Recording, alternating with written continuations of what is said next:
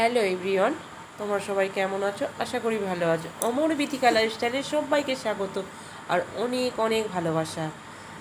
এখানে মেয়ে পড়াচ্ছে সবাইকে রাখি, অনেক দাদা ভাই কাকা জেঠুর ছেলে মিলে অনেক।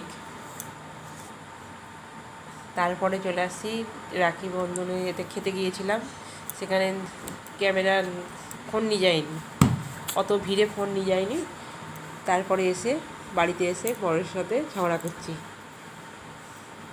ফোন দেখছিল আর আমি বিরক্ত করছি বলে আমার উপর রেগে যাচ্ছে। আমি সমানে তত বিরক্ত করে যাচ্ছি। আমি ওই জন্য বলছি, দেখো বন্ধুরা সবাই আমার সাথে কেমন ঝগড়া করছে।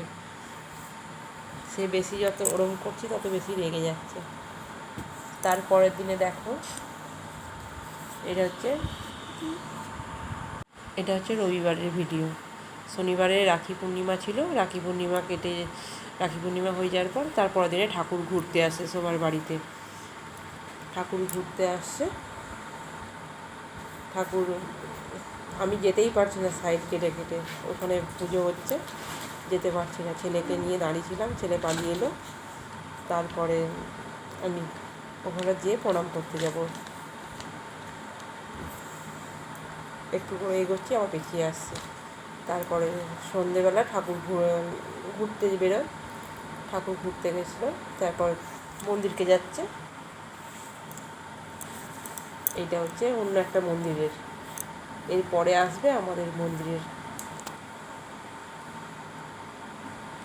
এতে কত ভিড় হয়,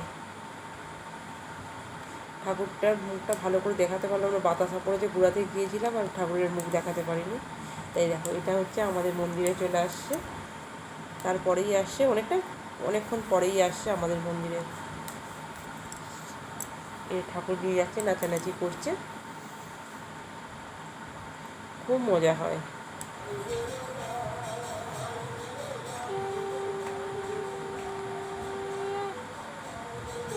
ঠাকুরকে দেখতে তোমাদেরকেও দেখিয়ে দিলাম ঠাকুরের মুখটা। এটা হচ্ছে জয়গুরু ঠাকুর।